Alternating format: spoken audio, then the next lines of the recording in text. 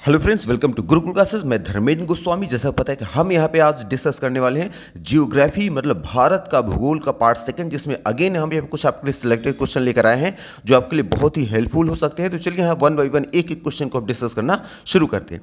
देखिए, आज का हमारा पहला क्वेश्चन क्या कर रहा है कि कौन सा प्रदेश भारत का सबसे बड़ा बॉक्साइट का उत्पादक है। तो जानते रहिएगा, वह प्रदेश जो भारत का सबसे बड़ा बॉक्साइट का उत्पादक प्रदेश है वो है उड़ीसा। और उड़ीसा दिखा है ऑप्शन नंबर सी में है, तो हमारे यहाँ पे सी नंबर राइट आंसर हो जाएगा। आपको याद रखना है कि उड़ीसा जो है भारत का सबसे बड़ा बॉक्साइट उत्पादक प्रदेश है। फिर देखिए, आ जाएंगे हमारा नेक्स्ट क्वेश्चन क्या रहा है कि दक्षिण से उत्तर तक समुद्री बंदरगाहों का क्रम क्या है। तो दक्षिण से पूरब की तरफ बढ़ते हुए समुद्री बंदरगाहों का क्रम हमें बताना है। तो याद रखिएगा, जो सही क्रम है वो है आएगा दक्षिण से, अगर दक्षिण से पूरब की तरफ बढ़े तो सबसे पहले आएगा तिरुअनंतपुरम, उसके बाद आएगा कोचीन, उसके बाद कालीकट, उसके बाद आएगा मैंगलोर। और ये देखेंगे तिरुअनंतपुरम, कोची, कालीकट और मैंगलोर कहाँ आया है। तो देखिए, यह है ऑप्शन नंबर सी में है, तिरुअनंतपुरम, कोचीन, कालीकट और मैंगलोर। इसलिए हमारे यहाँ ऑप्शन नंबर क्या हो जाएगा, सी यहाँ पे राइट आंसर हो जाएगा। आपको याद रखना है कि दक्षिण से उत्तर तक अगर हम बढ़ें तो बंदरगाहों की जो क्रम जो मिलेगा, सबसे पहले तिरुवनंतपुरम मिलेगा, फिर कोचीन मिलेगा, फिर कालीकट, उसके बाद मैंगलोर मिलेगा। इसलिए ऑप्शन नंबर हमारा सी नंबर यहाँ पे राइट आंसर रहेगा। फिर देखिए, आ जाएंगे थर्ड नंबर क्वेश्चन क्या रहा है कि भारत का पहला मिशन चंद्रयान कब लॉन्च हुआ। तो याद रखिएगा, भारत का जो पहला चंद्र मिशन या मिशन जो चंद्रयान जो लॉन्च हुआ था वो हुआ था 22 अक्टूबर 2008 को। और 22 अक्टूबर 2008 की बात देखिए है, ऑप्शन नंबर सी में आया है। तो अगेन हमारे यहाँ पे सी नंबर यहाँ पे राइट आंसर हो जाएगा। आपको याद रखना है कि भारत का जो पहला चंद्रयान मिशन जो लॉन्च हुआ था वो हुआ था 22 अक्टूबर 2008 को। फिर देखिए, आ जाएंगे फोर्थ नंबर हमारा क्वेश्चन क्या कह रहा है कि विवादित बबली परियोजना नदी किस पर है, किस नदी पर है। तो जानते रहेगा, जो विवादित जो बबली परियोजना है ये गोदावरी नदी पर है। और गोदावरी नदी देखिए है ऑप्शन नंबर यहाँ पे सी में है, तो हमारा अगेन यहाँ पे सी नंबर राइट आंसर हो जाएगा। आपको याद रखना है कि बबली परियोजना जो है ये गोदावरी नदी पर है। फिर देखिए, आ जाएंगे हमारा फिफ्थ नंबर क्वेश्चन क्या कह रहा है कि भारत की स्थलीय सीमा लगभग 15,200 किलोमीटर है। और कह रहे हैं भारत की सबसे लंबी स्थलीय सीमा किस देश के साथ है। इसका मतलब कि जो भारत की जो सीमा है, जो स्थलीय जो सीमा है, उसकी टोटल लंबाई कितनी है, 15,200 किलोमीटर। तो कह रहा है कि भारत की जो स्थलीय जो भूमिगत जो सीमाएं हैं वो किस देश से सबसे बड़ी हैं, मतलब किस देश से लगती हुई सबसे बड़ी हैं, किस देश से ज़्यादातर क्या है कि ज़्यादा दूरी है। तो याद रखिएगा, भारत की जो सबसे बड़ी जो स्थल सीमा जो लगती है वो लगती है बांग्लादेश। और बांग्लादेश देखिए ऑप्शन नंबर ए में, तो हमारे यहाँ पे ए नंबर राइट आंसर हो जाएगा। आपको याद रखना है कि भारत की जो सबसे बड़ी सीमा जिस देश के साथ जुड़ी हुई है वो बांग्लादेश है। फिर देखिए, आ जाएंगे हमारा 6 नंबर क्वेश्चन क्या कह रहा है कि निम्नलिखित में से क्या क्या बिहार के सासाराम और सोहतास से राजस्थान के चित्तौड़ तक फैला हुआ है। अब देखिए क्वेश्चन क्या कह रहा है कि वो कौन सी चीज़ है। इन चारों ऑप्शन में देखिए, अरावली आया है, विंध्य श्रेणी है, अरावली श्रेणी है, और है कुदम्प व्यवस्था। तो कह रहे हैं ये चारों में वो कौन सी चीज़ है जो बिहार के सासाराम और रोहतास से लेकर राजस्थान के चित्तौड़ तक फैला हुआ। तो जानते रहिएगा, वो है आपका विंध्य श्रेणी। और विंध्य श्रेणी देखिए है ऑप्शन नंबर बी में, तो हमारे यहाँ पे बी नंबर राइट आंसर हो जाएगा। आप कह रहे हैं कि जो विंध्य श्रेणी है या विंध्य की जो पहाड़ियाँ हैं, जो भी बोलेंगे, विंध्य की जो श्रेणी है ये बिहार के सासाराम और रोहतास से लेकर ये राजस्थान के चित्तौड़ तक फैला हुआ है। यही हमारा राइट आंसर हो जाएगा, इसलिए बी नंबर हमारा यहाँ पे क्लिक हम कर देंगे। फिर देखिए, आ जाएंगे 7 नंबर क्वेश्चन क्या कह रहा है कि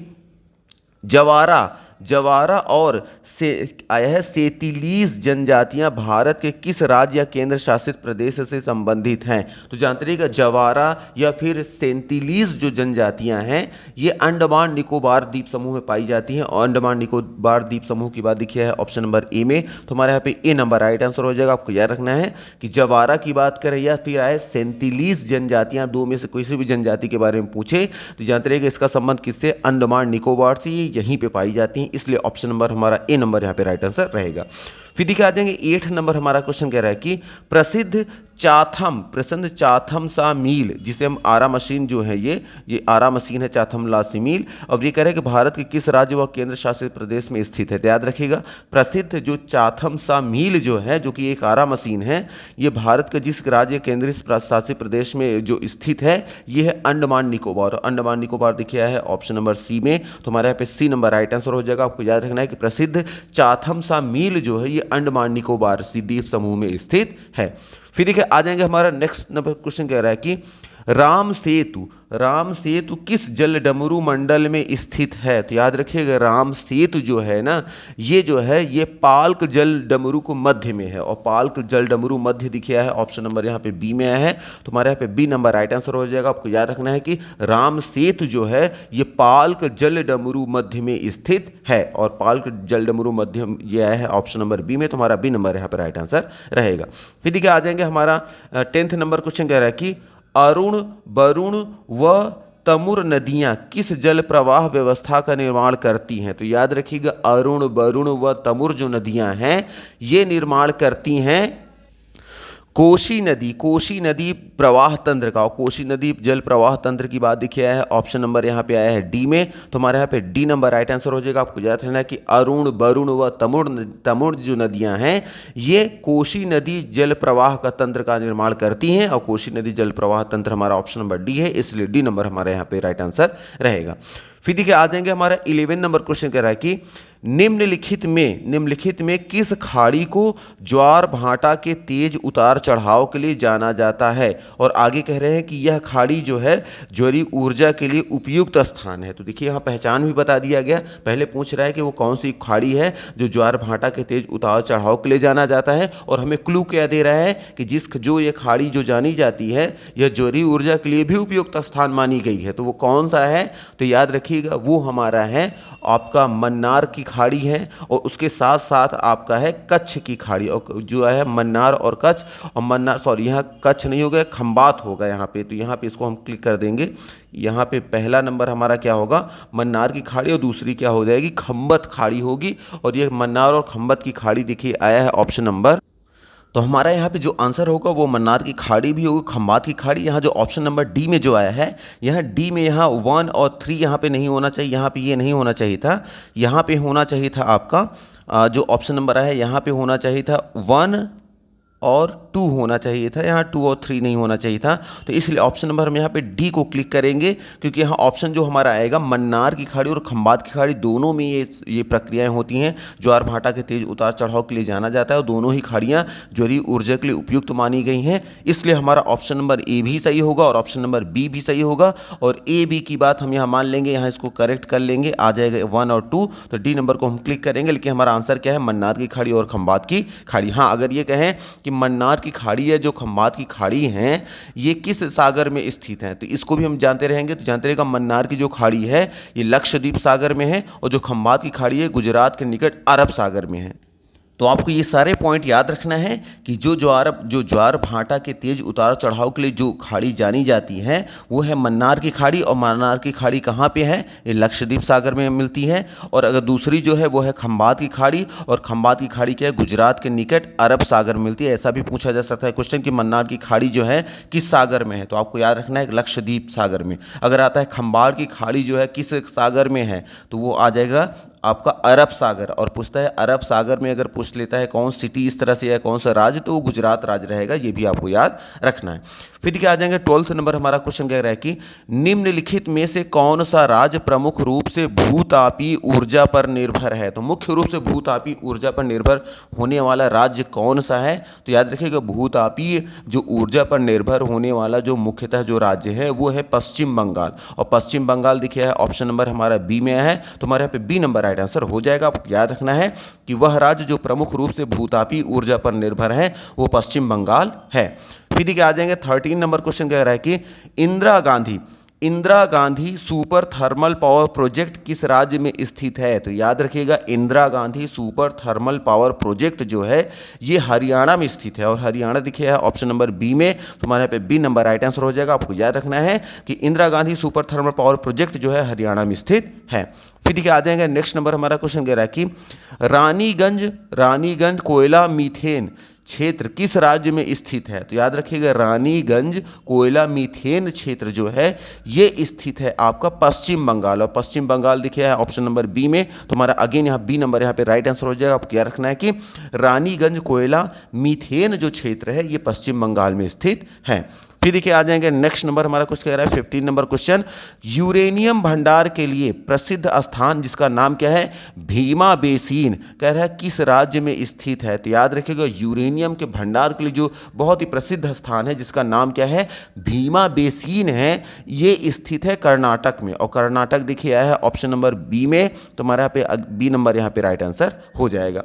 फिर देखिए आ जाएंगे हमारा 16 नंबर क्वेश्चन क्या कह रहा है कि नीचे दिए गए विकल्पों पर विचार कीजिए। देखिए ऑप्शन ए में 1 में क्या है, जलोढ़ मिट्टी, ऑप्शन सेकंड में है मृदा मिट्टी, ऑप्शन थर्ड में है काली मिट्टी, और ऑप्शन 4 में है लेटराइट मिट्टी। अब क्वेश्चन क्या कह रहा है कि भारत के क्षेत्रफल के आधार पर मृदा के क्षेत्र को घटते हुए क्रम में व्यवस्थित कीजिए। इसका मतलब यहाँ 4 प्रकार की मिट्टियाँ बताई गई हैं।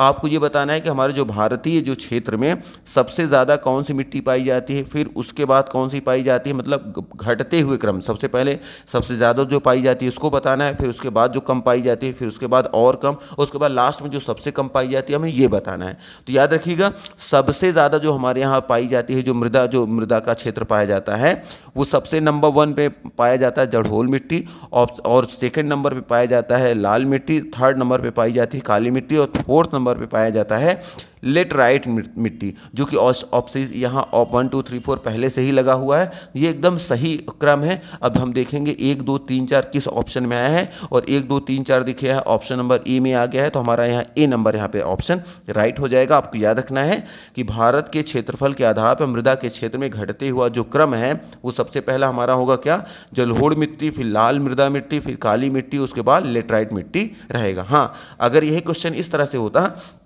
भारत के क्षेत्रफल के आधार पर मृदा के क्षेत्र को बढ़ते हुए क्रम में दिखाइए, तो इसका मतलब बढ़ते हुए का मतलब सबसे पहले कम वाला बताना है, फिर उससे ज़्यादा, फिर उससे ज़्यादा, फिर उससे ज़्यादा। अगर बढ़ते हुए क्रम में बोलता तो नंबर 1 पे हमारा होता लेटराइट, फिर उसके बाद काली मिट्टी, फिर लाल मिट्टी, उसके बाद जड़ोल मिट्टी। लेकिन चूंकि घटते हुए क्रम में बोला है तो इसलिए हमारा घटते हुए क्रम यही है, इसलिए हमारा ऑप्शन नंबर यहाँ पे 1 यहाँ पे हम क्लिक कर देंगे।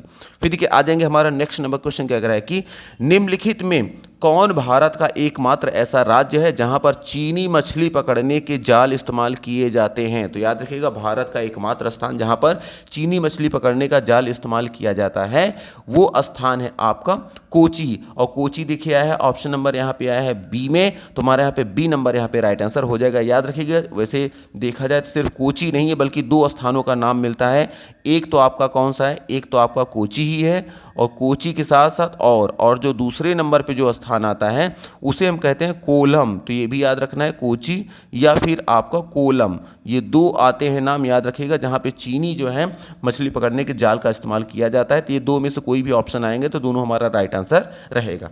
फिर देखिए आ जाएंगे हमारा 18 नंबर क्वेश्चन क्या कह रहा है कि सद्दाम बीच जो है किस राज्य में स्थित है। तो याद रखिएगा जो सद्दाम जो बीच है ये स्थित है केरल में, और केरल देखिए है ऑप्शन नंबर है हमारा बी में है, तो हमारा पे बी नंबर राइट आंसर हो जाएगा। आपको याद रखना है कि सद्दाम बीच जो है वो केरल में स्थित है। फिर देखिए आ जाएंगे 19 नंबर हमारा क्वेश्चन क्या कह रहा है कि भारत का सबसे गहरा बंदरगाह कौन सा है। तो याद रखिएगा भारत का सबसे गहरा जो बंदरगाह है वो आपका है गंगवा राम बंदरगाह, और गंगवा राम बंदरगाह देखिए है ऑप्शन नंबर डी में, तो हमारे यहाँ पे डी नंबर राइट आंसर हो जाएगा। आपको याद रखना है कि भारत का सबसे गहरा बंदरगाह जो है उसका नाम क्या है, गंगवा राम बंदरगाह है। फिर देखिए आ जाएंगे नेक्स्ट नंबर हमारा 20 नंबर क्वेश्चन क्या कह रहा है कि निम्नलिखित में से किस धातु के उत्पादन में भारत विश्व में पहले स्थान पर है। तो भारत में जो भारत का मतलब भारत वो कौन सी धातु का उत्पादन जो है विश्व में नंबर 1 पे करता है। तो याद रखिएगा भारत जो है जिस धातु का जो उत्पादन जो करता है सबसे ज़्यादा पूरे विश्व में वो है अभ्रक, जिसे हम इंग्लिश में माइका भी कहते हैं। तो अभ्रक और माइका की बात देखिए है ऑप्शन नंबर यहाँ डी में, तो हमारे यहाँ पे डी नंबर राइट आंसर हो जाएगा। आपको याद रखना है कि वह धातु जिसका उत्पादन भारत में विश्व में सबसे पहले स्थान पर रह के करता है वो है अभ्रक, या जिसे हम माइका के नाम से भी जानते हैं। फिर देखिए आ जाएंगे हमारा नेक्स्ट नंबर क्वेश्चन कह रहा है कि 21 नंबर भोर घाट जो है वो किस राज्य में स्थित है। तो याद रखिएगा जो भोर घाट है ये स्थित है महाराष्ट्र में, और महाराष्ट्र देखिए आया है ऑप्शन नंबर यहाँ पे बी में आया है, तो हमारे यहाँ पे बी नंबर राइट आंसर हो जाएगा। आपको याद रखना कि भोर घाट जो है महाराष्ट्र में स्थित है। फिर देखिए आ जाएंगे 22 नंबर हमारा क्वेश्चन क्या कह रहा है कि हिमाचल प्रदेश किस स्थान को मिनी स्विट्जरलैंड कहा जाता है, मतलब जो जो हिमाचल प्रदेश है उसमें वो कौन सा स्थान है जिसे मिनी स्विट्जरलैंड के नाम से जाना जाता है। तो जानते रहिएगा, हिमाचल प्रदेश का वह स्थान जिसे मिनी स्विट्जरलैंड के नाम से जाना जाता है वो है खजियार। और खजियार देखिए है ऑप्शन नंबर बी में, तो हमारे यहाँ पे बी नंबर राइट आंसर हो जाएगा। आपको याद रखना है कि हिमाचल प्रदेश का वह स्थान जिसे मिनी स्विट्जरलैंड कहा जाता है उसका नाम खजियार है। फिर देखिए आ जाएंगे, हमारा नेक्स्ट नंबर क्वेश्चन क्या कह रहा है कि घग्गर, जो घग्गर किस राज्य की एकमात्र मौसमी व मुख्य नदी है। तो याद रखिए, घग्गर जो है जिस राज्य की एकमात्र मौसमी व मुख्य नदी है वो राज्य है हरियाणा। और हरियाणा देखिए आया है ऑप्शन नंबर डी में, तो हमारे यहाँ पे डी नंबर राइट आंसर हो जाएगा। आपको याद रखना है कि घग्गर जो है हरियाणा की एकमात्र मौसमी व मुख्य नदी है। फिर देखिए आ जाएंगे, हमारा 24 नंबर क्वेश्चन क्या कह रहा है कि दक्षिण भारत में स्थित बाबा बुदन पहाड़ियां किस अयस्क के लिए प्रसिद्ध हैं। तो याद रखिएगा, दक्षिण भारत में स्थित, और क्या स्थित कह रहा है, बाबा बुदन की जो पहाड़ियां हैं, जो बाबा बुदन की जो पहाड़ियां हैं ये फेमस हैं, किसके लिए फेमस हैं, लौह अयस्क के लिए। और लौह अयस्क देखिए कहाँ आया है, देखिए लौह अयस्क आया है ऑप्शन नंबर ए में आ गया है, तो हमारे यहाँ पे ए नंबर राइट आंसर हो जाएगा। आपको याद रखना कि दक्षिण भारत में स्थित बाबा बुदन की जो पहाड़ियां हैं वो लौह अयस्क के लिए फेमस है। हाँ, अगर यही आ जाता है, पार्टिकुलर ये आ जाता है कि दक्षिण भारत में कहाँ पे, अगर ये पूछ लेता है तो जानते रहिएगा ये है कर्नाटक के चिंगमंगलूर जिले में है, ये भी आपको याद रखना है। तो ये आपको सारे पॉइंट्स याद रखना है कि ये एग्जैक्टली इसका लोकेशन पूछता है तो कहाँ पर रहेगा, कर्नाटक के चिकमंगलूर जिले में ये है। फिर देखिए आ जाएंगे, हमारा नेक्स्ट नंबर क्वेश्चन क्या कर रहा है कि निम्नलिखित में से क्या समन्वित पोषक तत्व प्रबंधन के अंतर्गत आता है। तो ये कौन सा चीज़ है, इन जो भी यहाँ 4 ऑप्शन बताए गए, करें कि इन सभी में वो क्या है जो समन्वित पोषक तत्व प्रबंधन के अंतर्गत आता है। देखिए ऑप्शन ए में है मवेशी व दुग्ध उद्योग, ऑप्शन बी में मृदा उर्वरा, ऑप्शन सी में मांस व मुर्गी पालन, ऑप्शन डी में है मत्स्य उद्योग, या मत्स्य नहीं मत्स्य उद्योग होना चाहिए था। तो याद रखिएगा वह चीज़ जो समन्वित पोषक तत्व प्रबंधन के अंतर्गत आता है वो है मृदा उर्वरा। और मृदा उर्वरा की बात आया है ऑप्शन नंबर बी में, तो हमारे यहाँ पे बी नंबर राइट आंसर हो जाएगा। आपको याद रखें मृदा उर्वरा जो है ये समन्वित पोषक तत्व प्रबंधन के अंतर्गत आता है। फिर देखिए आ जाएंगे 26 नंबर, हमारा क्वेश्चन क्या कर रहा है कि यदि दिल्ली में कोई मैच सुबह 10 बजे शुरू होता है तो लंदन में दर्शक उसे किस समय देखेगा। इसका मतलब कि मान लीजिए कोई भी प्रोग्राम या मैच हो गया, कोई भी चीज़ अगर लाइव टेलीकास्ट चल रही है, अगर उसका भारत में सुबह 10 बजे उसका प्रसारण हो रहा है, तो इसी चीज़ को लंदन में बैठा हुआ इंसान वहाँ के समय में, यहाँ 10 बज रहा है तो वहाँ पर उस समय जो देख रहा होगा उसकी घड़ी में कितना बजा होगा। तो याद रखिएगा कि भारत और लंदन के बीच में थोड़ा सा पहले टाइम जोन का अंतर समझ लेंगे क्या है। तो आपको याद रखना है कि जो इंग्लैंड की जो ग्रीनविच जो मेन टाइम होता है वो भारतीय मानक समय से 4:30 मतलब 4 घंटे 30 मिनट पीछे है। इसका मतलब कि अगर भारत में कोई भी टाइम अगर बज रहा है, जैसे मान लीजिए 10 बज रहे हैं, 8 बज रहे हैं, अगर आपको ये पता करना है कि लंदन में कितना बज रहा होगा तो 4:30 घंटे आप पीछे चले जाइए। तो 4:30 घंटे जब पीछे चले जाएंगे तो हमें एग्जैक्ट समय पता चल जाएगा कि कितना मतलब कितना वहाँ पर बज रहा होगा। तो यहाँ क्वेश्चन कह रहा है कि अगर कोई मैच सुबह 10 बजे शुरू हो रहा है लंदन में, भारत में, तो कह रहा है कि लंदन में दर्शक कितने बजे देखेंगे। तो अगर 10 बजे कोई देख रहा है और वहाँ लंदन का जो समय है भारतीय समय से 4:30 घंटे मतलब 4 घंटे 30 मिनट पीछे हैं, तो आपको करना क्या है कि 10 जो बज रहे हैं, 10 बजने से मतलब आपको 4 घंटे 30 मिनट पीछे जाना है। और जब 4 घंटे 30 मिनट पीछे जाएंगे तो आपको जो समय निकल के आएगा वो आएगा 5:30। और 5:30 दिखे है ऑप्शन नंबर यहाँ पे डी में, तो हमारे यहाँ पे डी नंबर राइट आंसर हो जाएगा। क्वेश्चन हमारा कह रहा था दिल्ली में कोई मैच सुबह 10 बजे अगर शुरू होता है तो लंदन में दर्शक उसे किस समय देख रहा होगा अपने वहाँ बैठकर। तो याद रखिए कोई चीज़ अगर 10 बजे हमारे यहाँ शुरू हो रही है तो चूंकि भारतीय समय के अनुसार जो इंग्लैंड का समय है, वो इंग्लैंड का समय भारतीय समय से 4:30 घंटे 4 घंटे 30 मिनट पीछे चलता है। तो 4 घंटे 30 मिनट जब पीछे जाएंगे तो हमारा एग्जैक्ट समय निकल के आएगा, और एग्जैक्ट समय क्या है, सुबह 5:30 बजे। इसलिए हमारा ऑप्शन नंबर यहाँ पे डी नंबर यहाँ पे राइट आंसर हो जाएगा। अब आ जाते हैं अपने नेक्स्ट क्वेश्चन में। देखिए हमारा नेक्स्ट क्वेश्चन क्या रहा है कि भारत में अमीन दीवी द्वीप किस लिए जाना जाता है। तो याद रखिएगा भारत में जो अमीन दीवी जो द्वीप है ये जाना जाता है प्रवाल द्वीप या रीफ के कारण। और प्रवाल द्वीप या रीफ देखिए ऑप्शन नंबर यहाँ पे डी में, तो हमारे यहाँ पे डी नंबर राइट आंसर हो जाएगा। आपको याद रखना कि भारत में अमीन दीवी जो द्वीप है ये प्रलाव द्वीप या रीफ के कारण जाना जाता है, इसलिए हमारा ऑप्शन नंबर यहाँ पे डी नंबर यहाँ पे राइट आंसर हो जाएगा।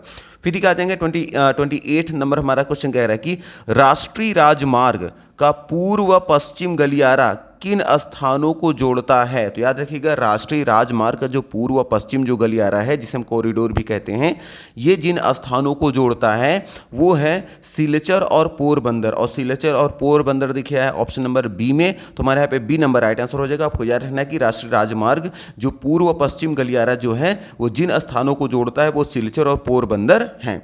फिर देखिए आ जाएंगे 29 नंबर हमारा क्वेश्चन कह रहा है कि झारखंड के साथ छोटा नागपुर पठार और किन राज्यों में फैला हुआ है। मतलब कि जो छोटा नागपुर पठार है झारखंड में तो फैला ही है, लेकिन झारखंड के साथ साथ और किन किन राज्यों में फैला हुआ है। तो याद रखिएगा झारखंड के साथ छोटा नागपुर का पठार जिन जिन राज्यों में फैला हुआ है वो है आपका उड़ीसा, पश्चिम बंगाल और छत्तीसगढ़। और उड़ीसा, पश्चिम बंगाल और छत्तीसगढ़ की बात देखिए आया है ऑप्शन नंबर सी में आया है, तो हमारे यहाँ पे सी नंबर यहाँ पे राइट आंसर हो जाएगा। आपको याद रखना है कि जो है छोटा नागपुर का जो पठार है वो झारखंड में तो फैला ही है, उसके साथ साथ उड़ीसा, पश्चिम बंगाल और छत्तीसगढ़ में भी फैला हुआ, इसलिए हमारा ऑप्शन नंबर यहाँ सी नंबर यहाँ पे राइट आंसर रहेगा।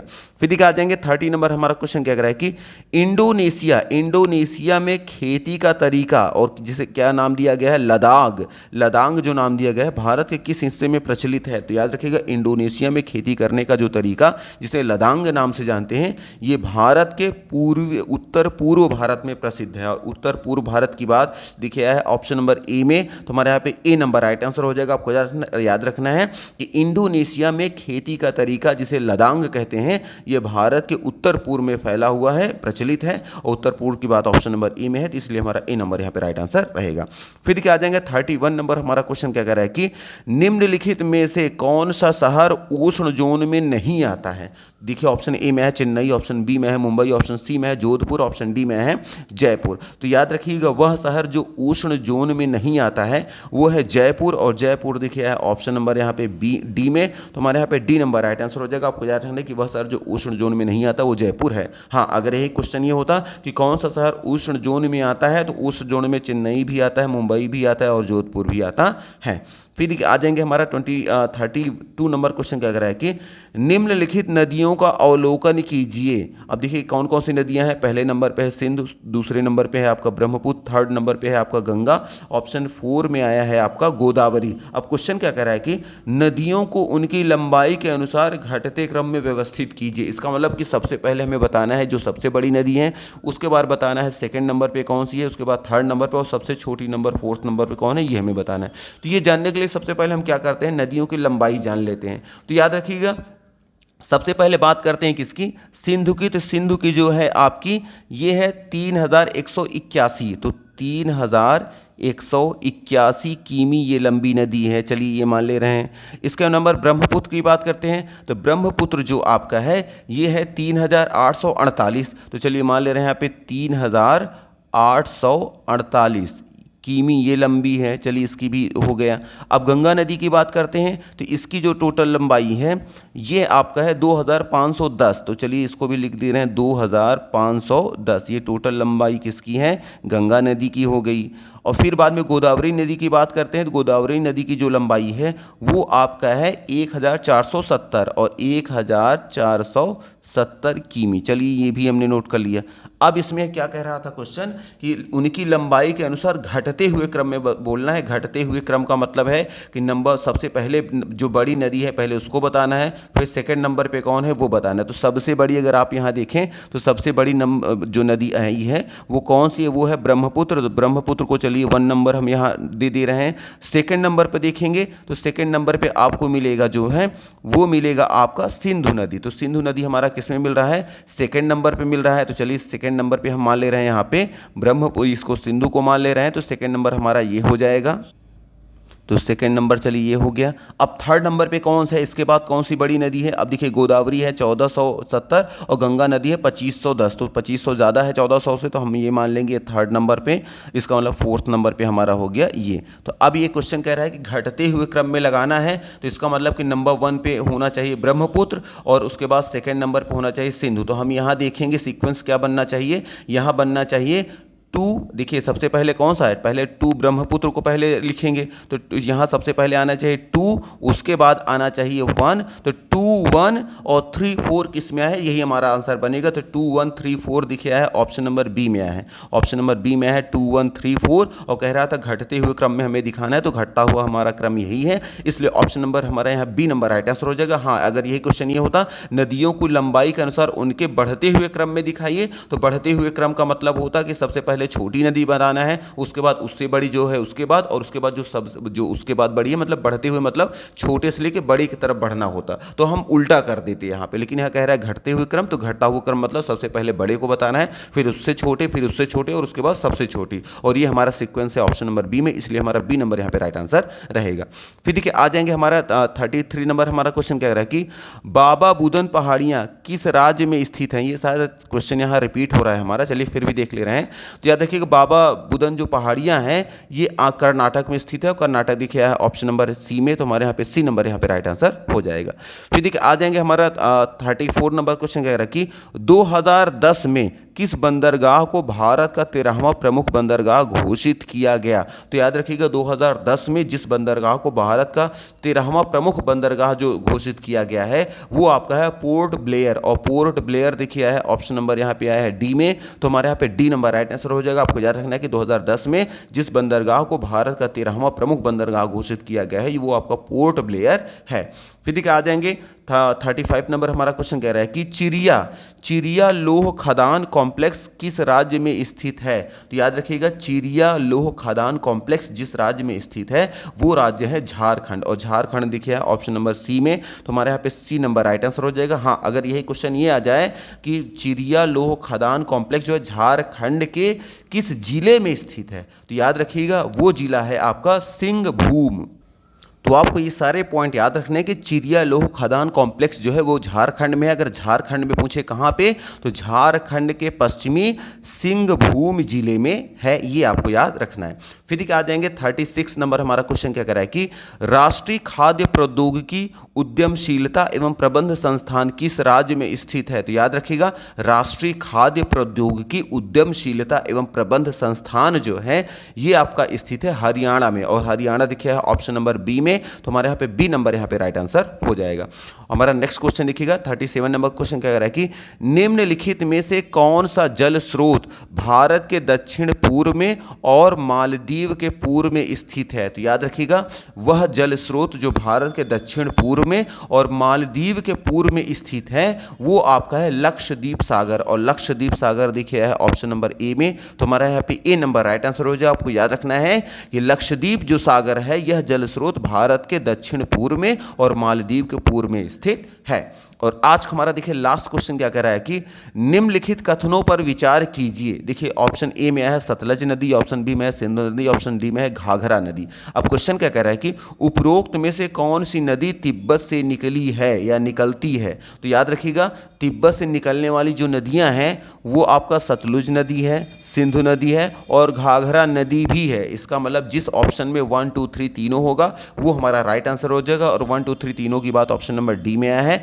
इसलिए हमारे यहाँ पे डी नंबर राइट आंसर हो जाएगा। आपको याद रखना है कि तिब्बत से निकलने वाली जो नदियां हैं वो सतलज भी है, सिंधु भी है और घाघरा भी है। तो मे भी यहाँ पे हमने जो भी यहाँ पे 38 यहाँ क्वेश्चन डिस्कस किए हैं वो सारी चीज़ें आपको क्लियर हो रही होंगी। अगर थोड़ा सा भी आपको वीडियो पसंद आती है तो प्लीज़ वीडियो को लाइक कर दें, क्योंकि आप हमारे लिए सिर्फ लाइक ही कर सकते हैं। अगर लाइक कर देंगे तो ये वीडियो और लोगों तक भी पहुंचेगी। तो चलिए आज कितने रखते हैं। Thank you very much for watching this video. Thank you.